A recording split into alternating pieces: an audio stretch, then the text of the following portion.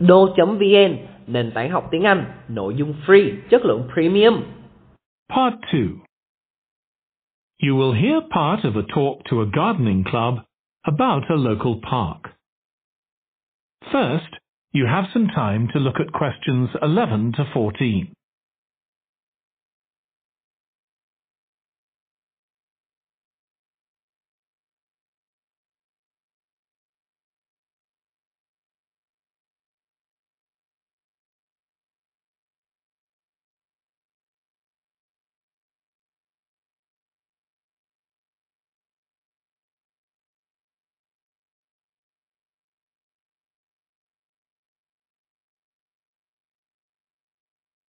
Now listen carefully and answer questions 11 to 14. I'm very pleased to welcome this evening's guest speaker, Mark Logan, who's going to tell us about the recent transformation of Minster Park. Over to you, Mark. Thank you. I'm sure you're all familiar with Minster Park. It's been a feature of the city for well over a century and has been the responsibility of the City Council for most of that time.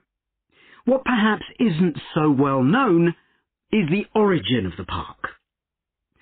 Unlike many public parks that started in private ownership, as the garden of a large house, for instance, Minster was some wasteland, which people living nearby started planting with flowers in 1892. It was unclear who actually owned the land, and this wasn't settled until 20 years later, when the council took possession of it. You may have noticed the statue near one of the entrances. It's of Diane Gosforth, who played a key role in the history of the park. Once the council had become the legal owner, it planned to sell the land for housing.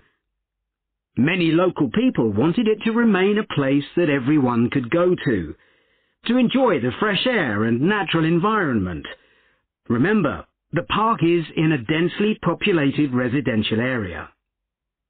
Diane Gosforth was one of those people, and she organised petitions and demonstrations, which eventually made the council change its mind about the future of the land. Soon after this, the First World War broke out in 1914, and most of the park was dug up and planted with vegetables, which were sold locally. At one stage, the army considered taking it over for troop exercises, and got as far as contacting the city council, then decided the park was too small to be of use. There were occasional public meetings during the war, in an area that had been retained as grass. After the war, the park was turned back more or less to how it had been before 1914, and continued almost unchanged until recently. Plans for transforming it were drawn up at various times, most recently in 2013, though they were revised in 2015 before any work had started. The changes finally got going in 2016 and were finished on schedule last year. Before you hear the rest of the talk, you have some time to look at questions 15 to 20.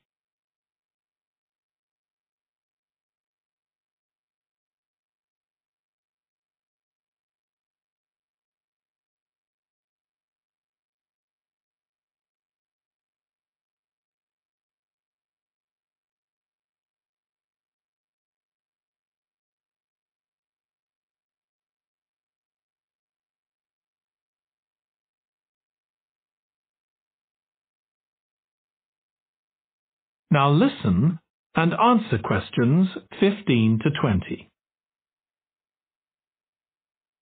Okay, let me tell you about some of the changes that have been made and some things that have been retained.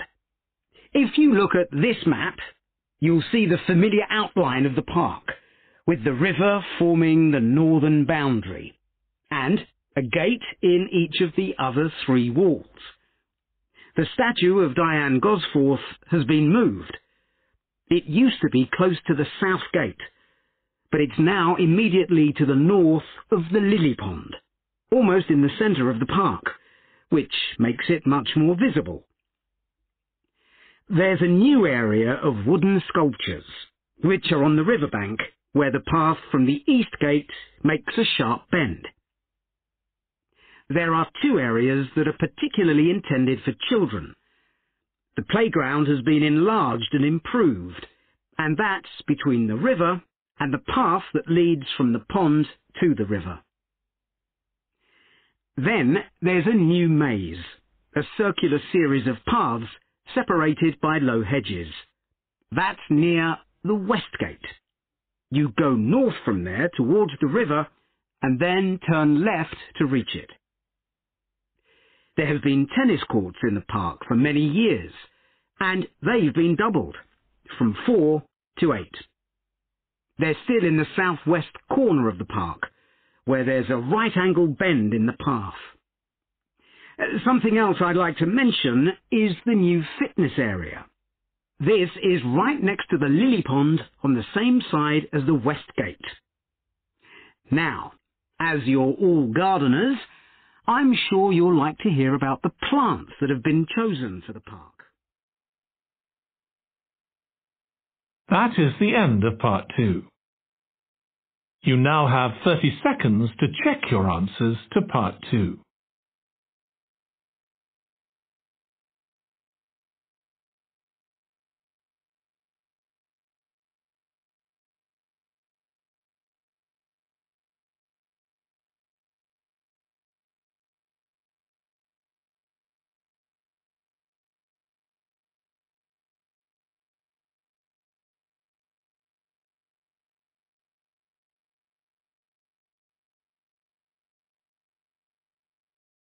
Do.vn, nền tảng học tiếng Anh, nội dung free, chất lượng premium.